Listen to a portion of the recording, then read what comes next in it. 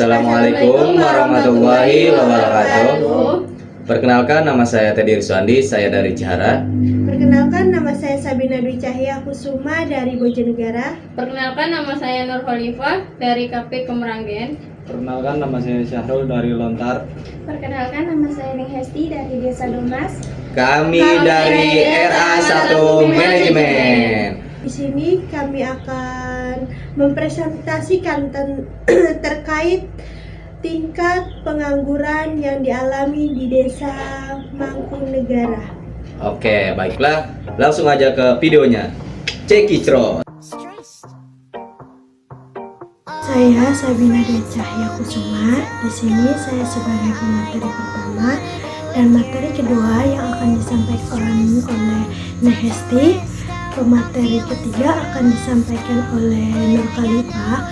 Pemateri keempat akan disampaikan oleh Teddy Riswandi. Dan pemateri yang terakhir akan disampaikan oleh Syahrul. Materi pertama, di sini ada pengertian pengangguran. Pengangguran adalah sebutan untuk suatu keadaan di mana masyarakat tidak bekerja. Menganggur adalah mereka yang tidak mempunyai pekerjaan dalam kurun waktu seminggu sebelum pencacahan dan sedang berusaha mencari pekerjaan, dan ini mencakup mereka yang sedang menunggu panggilan terhadap lamaran pekerjaan yang diajukan atau sedang tidak mencari kerja karena beranggapan tidak ada kesempatan kerja yang tersedia untuk dirinya walaupun dia sanggup. Pengangguran merupakan masalah makroekonomi yang mempengaruhi kelangsungan hidup manusia secara langsung. Masalah akan pengangguran tidak pernah habisnya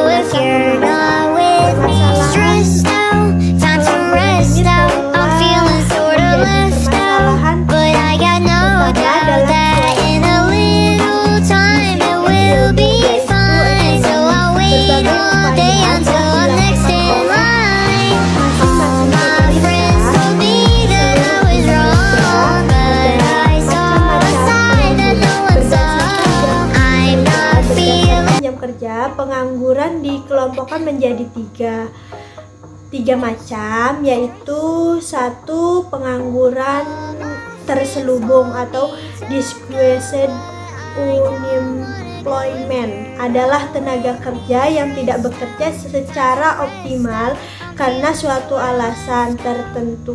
Yang kedua, setengah menganggur atau under unemployment, adalah tenaga kerja yang tidak bekerja secara optimal karena tidak ada lapangan pekerjaan. Biasanya tenaga kerja setengah menganggur ini merupakan tenaga kerja yang bekerja kurang dari 35 jam selama seminggu. Dan yang terakhir adalah pengangguran terbuka atau open unemployment, adalah tenaga kerja yang sungguh-sungguh tidak mempunyai pekerjaan. Pengangguran jenis ini cukup banyak karena memang belum mendapatkan pekerjaan padahal telah berusaha secara maksimal. Itu saja materi dari saya. Selanjutnya akan dibawakan oleh rekan-rekan saya. Baiklah, saya di sini akan melanjutkan materi yang telah disampaikan oleh Sabina Dwi Cahya Kusuma. Berdasarkan penyebab terjadinya pengangguran dapat dikelompokkan menjadi 7 macam. Yang pertama, pengangguran friksional atau frictional unemployment. Pengangguran friksional adalah pengangguran yang sifatnya sementara yang disebabkan adanya kendala waktu, informasi, dan kondisi geografis antara pelamar kerja dengan pembuka lamaran pekerja. Penganggur yang mencari lapangan pekerjaan yang tidak mampu memenuhi persyaratan yang telah ditentukan oleh pembuka lapangan kerja. Semakin maju suatu perekonomian suatu daerah, akan meningkatnya kebutuhan akan sumber daya manusia yang memiliki kualitas yang lebih baik dari sebelumnya. Contohnya, perpindahan tenaga kerja dari sektor pertanian di sektor industri untuk sementara menganggur, berhenti dari pekerjaan yang lama mencari pekerjaan yang baru yang lebih baik. Poin yang kedua, B. Pengangguran konjungtural atau cycle unemployment. Pengangguran konjungtural adalah pengangguran yang diakibatkan oleh perusahaan gelombang atau naik turunnya kehidupan perekonomian atau siklus ekonomi. Contohnya, di suatu perusahaan ketika sedang maju, butuh tenaga kerja baru untuk memperluas perusahaan. Sebaliknya, ketika usahanya merugi, maka akan terjadinya PHK atau pemutusan hubungan kerja atau pemecatan. Baiklah, materi selanjutnya akan disampaikan oleh Nur Khalifah.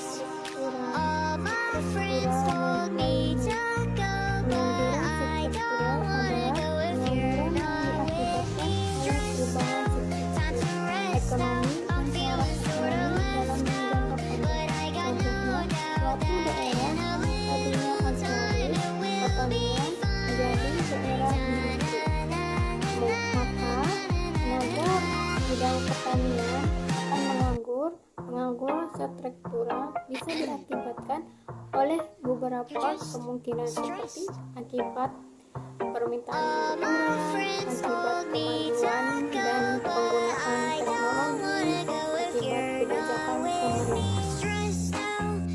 Oke, baiklah, saya akan melanjutkan untuk poin selanjutnya. Nah, poin selanjutnya adalah pengangguran teknologi. Nah, pengangguran teknologi adalah pengangguran yang terjadi akibat perubahan atau penggantian tenaga manusia menjadi tenaga mesin. Contohnya, sebelum ada penggilingan padi, orang yang berprofesi sebagai penumbuk padi, setelah adanya mesin penggilingan, otomatis mereka yang tadinya bekerja sebagai kuli di tumbuk padi tersebut menjadi nganggur. Selanjutnya, pengangguran politis. Pengangguran ini terjadi karena adanya peraturan pemerintah yang secara tidak langsung ataupun tidak mengakibatkan pengangguran. Nah, misalnya penutupan bank-bank bermasalah sehingga menimbulkan PHK. Nah, selanjutnya G. Pengangguran deflatoir. Pengangguran deflatoir ini disebabkan tidak cukup tersedianya lapangan pekerjaan dalam perekonomian secara keseluruhan atau karena jumlah tenaga kerja yang melebihi kesempatan kerja. Nah, maka timbullah pengangguran. Baiklah, saya lanjutkan tentang penyebab pengangguran. Pengangguran umumnya disebabkan karena jumlah angkatan kerja tidak sebanding dengan jumlah lapangan pekerjaan yang mampu menyerapnya.